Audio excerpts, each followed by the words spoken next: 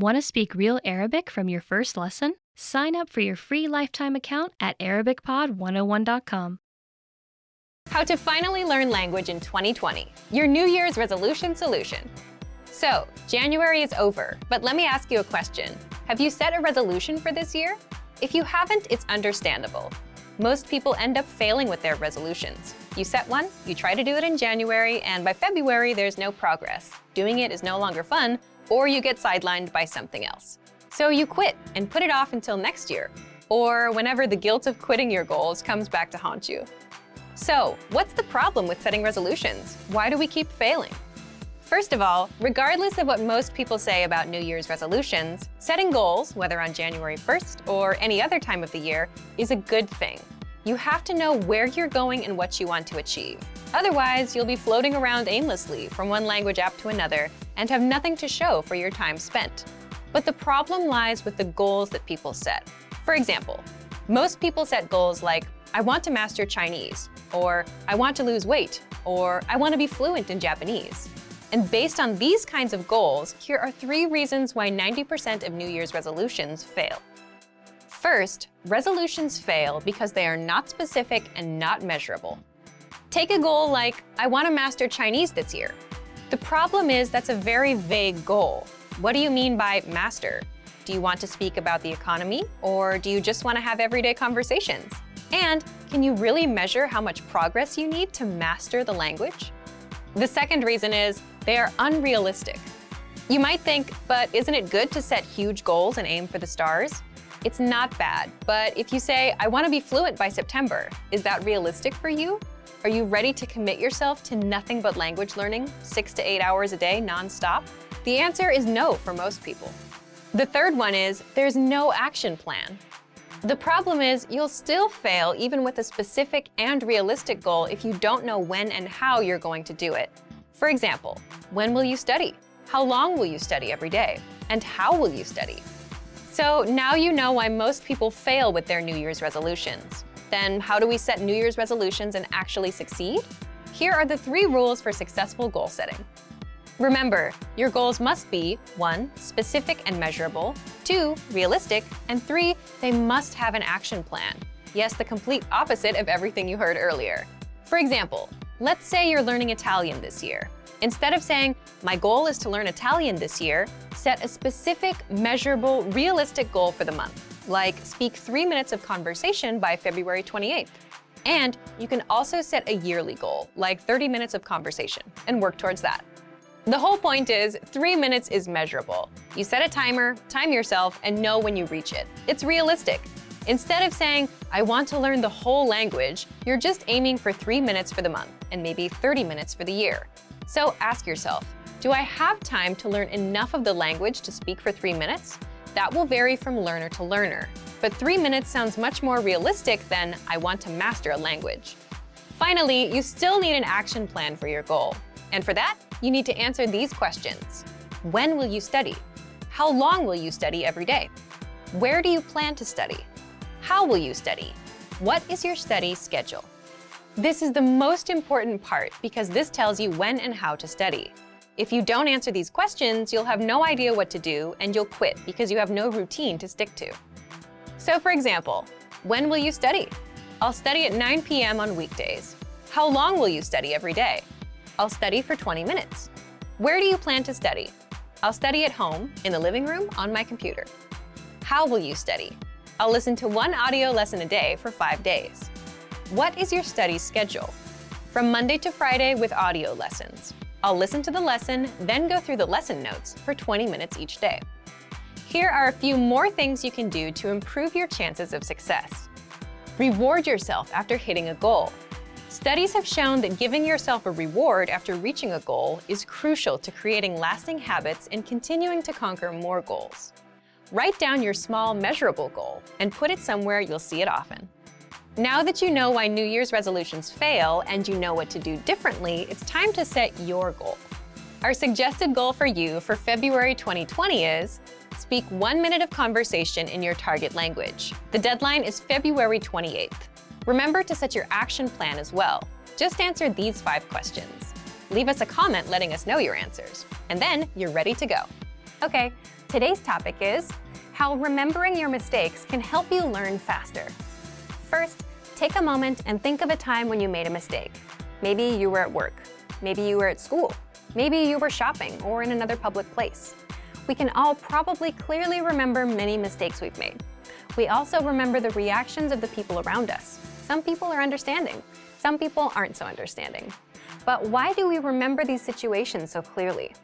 Psychologically speaking, negative things tend to impact us more than positive things. For example, if we're asked to choose between gaining friends or gaining money and losing friends or losing money, we'll choose not to lose friends or lose money, not to gain. This is called loss aversion. We tend to avoid losing more than we work on gaining. We spend time thinking about our negative past experiences to avoid them in the future. Because of this, negative events, like making mistakes, stay in our minds for a very long time. And this happens in language learning. If you make a language mistake while chatting with a native speaker, it'll probably be hard to forget. Yes, it's true that when we're learning another language, we don't always know when we've made a mistake. But when we realize we've used the wrong word, used grammar incorrectly, spelled something wrong or similar, we tend to remember the situation vividly. In some languages, just a tiny change in pronunciation, tone, or writing could make a big difference, so mistakes are a big source of worry for many learners. But the fact that mistakes are very hard for us to forget can be a powerful tool when learning a language. We want to avoid the feeling of embarrassment that comes after a mistake, so we work hard to correct ourselves. Past mistakes can motivate us to try harder. We can use our mistakes as a tool in our language learning.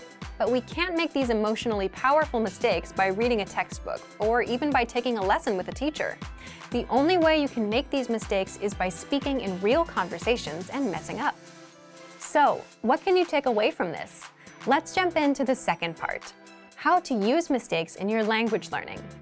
We can give advice like go ahead and make mistakes, but that's easier said than done. Here are 3 tips to help you make the most of your mistakes. 1. Speak in your target language as much as possible. Why? Because part of the learning process is making mistakes. Accept that mistakes are going to happen. If you're not making any mistakes ever, then you're probably not challenging yourself. 2. Look for opportunities to speak. Many learners have trouble finding public places to practice the language they're studying. See if there are language groups in your community or at your school. If you have trouble with that, look online and be creative. You don't need to search for groups specifically for language learners. See if you can find a hobby discussion in your target language. Maybe you'll find a news discussion group. Think outside the box. Find somewhere to practice and make mistakes. When you do mess up, you'll probably remember it. 3. Build on your experiences. Think carefully about your conversations after you have them, and work to make them longer each time.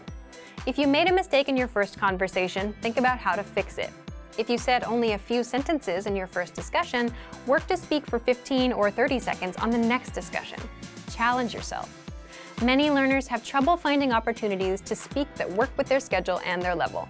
If you're not sure where else you can practice, you can consider hiring a tutor. If you're a Premium Plus member on our website, you can practice with your teacher. It's still important, where possible, to practice and make mistakes in real-life situations. This will help you to more carefully reflect on your conversations and work to improve. It isn't quite the same as studying with a textbook or a hired tutor. This strong desire to avoid making a mistake will help you work to improve. You'll be motivated to try harder. This can help you learn faster. The easiest way to start writing and improve on your own. Most language learners start with reading or speaking first. We all want to speak. Typically, most learners start their studies by reading textbooks or articles online. But writing? Not so many practice writing right away, unless the language has a unique writing system. There are a few reasons you should consider writing when you're learning a language. Let's jump into part 1. 1. Why is writing an easy way to learn a language? So, why is writing easy? First, you don't need anyone to start improving right now. When it comes to language learning, we all want feedback and corrections. And for that, we either need a teacher or a learning program that can quiz us. But if you want to improve on your own without waiting on anyone else, or if you don't have access to a teacher, you can start with writing. You'll find out how in just a minute. Second, you don't need to worry about what to write. How does this work? The easiest way to start writing is to copy text from somewhere else. That way, you don't have to worry about what to write or how to spell things. Just get a piece of paper and a pen and copy things from a resource you're using. You can even try doing this with your favorite quotes or ideas. Copy them word by word. Third, it can help you build a strong routine. Imagine you copy 2 sentences per day. It's simple, and it just takes a minute or 2. That means you can stick to it on a daily basis. And if you can learn to stick with that, you can stick to other learning routines in the future. And fourth, you'll end up improving all areas of the language. How? Well, if you're copying out a few sentences a day, you'll end up indirectly learning a lot of words, grammar rules, and lines you can actually use, simply because you're exposed to them. And if you read what you write, you'll improve your reading and comprehension skills too. So, how can you actually start writing in practice? Let's move on to part 2. Part 2. How to practice writing with our lessons on your own time. Number 1. If you're taking our lessons, write out the phrases, sentences, and conversations by hand. This means writing every phrase and sentence that you learn in the lessons by hand in a notebook. You can also write out the conversations in the dialogue study tool, example sentences from the lesson notes, words and phrases from our vocabulary lists, and words and sentences from the Daily Dose app and the Word of the Day. Number 2. Write short sentences to your Premium Plus teacher. If you're a Premium Plus member, write a message and send it to your Premium Plus teacher for review. In fact, as a first step, all new Premium Plus users have to write a self-introduction and send it to their teachers. Your teacher will review your work, send feedback, corrections, and help you improve your writing skills fast. You can even write something out by hand, take a picture of it, and send it to your teacher. Number 3. Leave a comment on the lessons. After you're done with a lesson, be sure to use what you've learned, whether a new word or a grammar point. Leave a comment in the comment section, and our teachers will review it and give you feedback. Number 4. Dictation. This may be best for advanced learners. Dictation is a study method where you write down what you hear as a way to test your writing and listening skills. You can do this with any one of our audio or video lessons. Number 5. Create sentences using newly learned words. You can learn new words with our lessons, the Word of the Day, the vocab lists, and the core 2000 word list, which gives you the 2000 most frequently used words. And, as mentioned before, you can also leave comments for our teachers to review. Number 6. Take the writing quizzes. With every lesson, you'll get review quizzes to help you master what you've learned. Just scroll down to the vocabulary section or click on vocabulary. Then, click on Take a Quiz, and that's it. Now you know how to improve your target language on your own. Just copy things out. If you're having a hard time sticking with language learning, you'll find out how to fix it now. Let's jump into the first part. 1. How to map your routine and set your schedule. First, here's a quick question for you. Which of these would you rather have? A. The world's most comprehensive language learning resources, but a weak study routine. Or B. A strong study routine and average resources. Leave your answer in the comments. But there is a correct answer here. You want a strong study routine. Why? You can have the best app or textbook in the world, but if you don't use it because you don't have a learning routine or a habit, you won't learn anything. If you have a strong routine and work ethic and just a dictionary and internet access, you'll learn more than someone with the best program and no routine. The point is, we are creatures of routines and habits, and our habits can be used for good or bad. They make us or break us. For example, if you have a bad habit, like going to bed at 4 a.m., you'll always feel tired when you wake up for work or school in the morning. If you have a good habit, like exercising regularly, you'll have energy and good health. Once we have a routine, we tend to stick to it. If it's a bad routine, it can do a lot of damage. But if it's a good routine, it can help us enjoy incredible results. We can also use routines to our advantage by applying them to work toward our goals, like language learning. How do you create a strong language learning routine? Here's one way to do it. First, write down your current daily schedule. For example, 7 a.m. I wake up. 8 a.m. I leave the house. 8:20 to 8:50 I'm on the train. 9:10 a.m. I arrive at work. 1 p.m. I go to lunch, and so on. Write out your daily schedule for the whole week. Make it detailed. If you write out your schedule, you can see your existing daily routine. You can see where you can fit language learning into your existing routine, the routine that you're used to, instead of trying to create a new routine. Why does this matter? For example, some people will look at their schedule and see that they wake up at 8 a.m. They think that if they wake up at 7 a.m., they can have an extra hour for language learning. But for many of us, that approach usually doesn't work because it's not something we're used to. You're trying to wake up early so you can learn a language. You're trying to implement two brand new routines that you're not used to. For many people, this results in failure. Even if you do wake up at 7 a.m., will you get out of bed immediately and jump straight to learning every day? Or will you lose motivation after a few days because you missed that hour of sleep? So map out your weekly schedule. Once you understand where your time goes, find an existing part of your routine that you can fit language learning into. For example, if you take the train in the morning, you can use that existing routine and learn some language during that time. If you always eat lunch at 1 p.m., watch a video lesson during your break. If you always cook at 8 p.m., play some audio lessons in the background. If at first you have to start with multitasking, it's better than nothing. You can at least get used to being exposed to the language while you work on dedicating more time and attention to it. Now, let's jump into part 2. 2. How to choose the learning medium that's right for you. Before you begin learning, it's important to understand what kind of learner you are. Are you a visual learner, or do you learn by reading? There's something called the VARK model, and it's an acronym for 4 learning styles: visual, auditory, or listening, reading, writing, and kinesthetic, meaning hands-on, or actual practice and trial and error. You need to understand what kind of learning resources are best for you. So, how do you determine what kind of learner you are? This depends on you. Do you like watching videos, listening, reading, or writing? Or do you prefer more hands-on practice? There's no wrong answer. It depends on what kind of learner you are and what you like. Also, think about your past language study experience. Did you remember vocabulary words better when you read them from a book? Or was listening to a podcast more helpful for you? How do you usually remember information best? This helps you choose the learning medium or study tools that are right for you. We'll talk more about this in a few minutes. For now, determine what kind of learner you are. Leave us a comment and let us know. The last thing you need to keep in mind is your study ratio. Your study ratio is how much time you spend absorbing information, input, and how much time you spend producing language, output. What you want to strive for is about 50% input and 50% practice or production, producing that language. So, if you read for 30 minutes, then you want to practice for 30 minutes. You can't just consume, you must practice. Otherwise, it's not going to stick as fast. All right, we've covered routines and learning types. Let's move on to part 3. 3. The language tools you'll want for your learning style.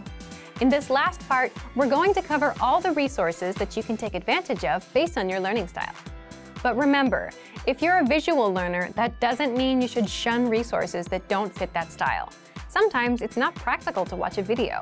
For example, if you're driving, audio is a much better choice. So let's jump in. If you're a visual learner, take advantage of our video lessons in the lesson library. We have them across all levels, from absolute beginner to advanced. These will be your main source of learning. Use the vocab slideshows. You'll find these on every lesson page and vocab list. The slideshows make it super easy to learn and review words. Just press play and watch. You can put it on a loop and watch for as long as you want.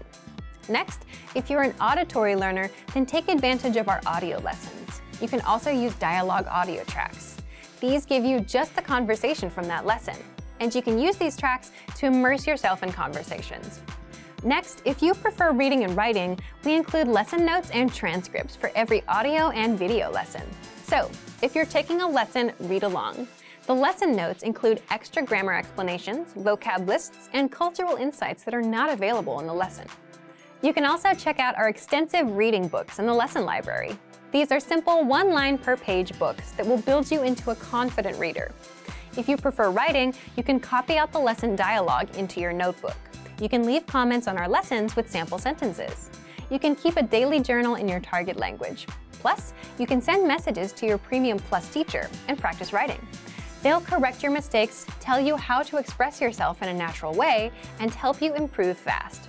And finally, if you're a kinesthetic learner and prefer hands-on experience and trial and error, definitely use our Premium Plus teachers and practice with them.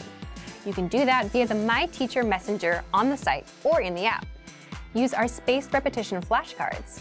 These cards quiz you on words and phrases and help you master them fast. They sort the words for you and quiz you accordingly. So, if you don't know a word, you'll keep seeing it over and over until you get it right. And if you do know it, you'll see it again in a few days. It'll pop up every now and then just to refresh your memory. Also, take advantage of our lesson quizzes. You'll find these in every audio lesson, and these test you on the words and phrases you learned in the lessons. You can also practice speaking with our voice recorder. You'll find this inside the dialogue tool. You can record yourself and compare with native speakers. You can keep practicing until you can say the lesson dialogue at a native level. There are tools for every learning style. So, today you learned 1. How to map your routine and set your schedule. 2. How to choose the learning medium that's right for you. And 3. The language tools you'll want for your learning style. How to improve your language and speak more through preparation. Okay, let's get into part 1. Why you should prepare for conversations ahead of time. If you're a beginner, you can probably relate to this. When it comes to speaking, you tend to run out of things to say. And that's because you don't know enough of the language to express yourself. And that's where preparation comes in. You may think that the conversations we have in our daily lives are spontaneous, that you can't prepare for them. You're right to an extent. But imagine meeting someone for the first time. Both of you will go through some common questions and phrases, like, what's your name? My name is, where are you from? And how long have you been studying the language? As a language learner, you'll have these kinds of conversations with almost every native you meet, guaranteed. They'll always ask you about how long and how you've been learning. And even with your friends, some conversations start the same way. For example, you say things like, hey, how are you? How are things? How was your weekend? My weekend was good, and you? Let's say you went to a restaurant this weekend, and now you want to talk about it. Well, that allows you to prepare and learn some phrases like, I went to a restaurant. The restaurant had delicious food. The point is, some questions and phrases come up often in conversations, so it makes total sense to master them ahead of time. And you can always plan ahead and prepare for things you want to talk about. When it comes time to speak, you know what to say, how to respond, and you don't run out of talking points as quickly. So, how do you prepare? Let's jump into part 2. The first thing you can do to prepare is check out our 25 Questions You Need to Know lesson series. This series is specifically designed to help you with the first-time conversations you'll have with native speakers. You'll learn the 25 most common questions and answers used in conversations. Just listen to the lessons, repeat out loud, then put what you learned to use. These will serve as talking points so you can keep your conversations going. Number 2, print out the curriculum for this lesson series so you can review all of the lessons at once. The curriculum gives you the lines and vocabulary used in all lessons up front, so you can use this to review key questions and responses. This will allow you to control conversations and ask questions instead of just having the native speaker ask you all the questions. In other words, you'll sound like a fluid, confident, and experienced speaker. Number 3, check out our printable conversation cheat sheets. This is another free resource that gives you lines and words for all kinds of topics. For example, talking about hobbies, your family, and much more. Number 4, ask yourself, what do you want to talk about? Come up with some topics, and for each topic, write out potential questions and phrases that would come up in a conversation. For example, if you want to talk about restaurants, you can have lines like, my favorite restaurant is, my favorite food is, what's your favorite restaurant? And then run these lines through a translation app. It won't be perfect, but it'll give you lines to use that you can correct later. Number 5, look for lessons that are related to your topics with our lesson library. On our site, we have hundreds of lessons that teach you conversations. So if you're looking for lessons related to restaurants and food, you'll get all kinds of conversations that you can use for yourself. And number 6, if you're a Premium Plus user, get in touch with your teacher via My Teacher and try a conversation with them. They'll help you every step of the way, correct your writing, and give you the lines to use in a conversation. That way, you can prepare ahead of time, and when it comes time to speak, you'll know what to say. Want to speed up your language learning? Take your very first lesson with us. You'll start speaking in minutes and master real conversations. Sign up for your free lifetime account. Just click the link in the description.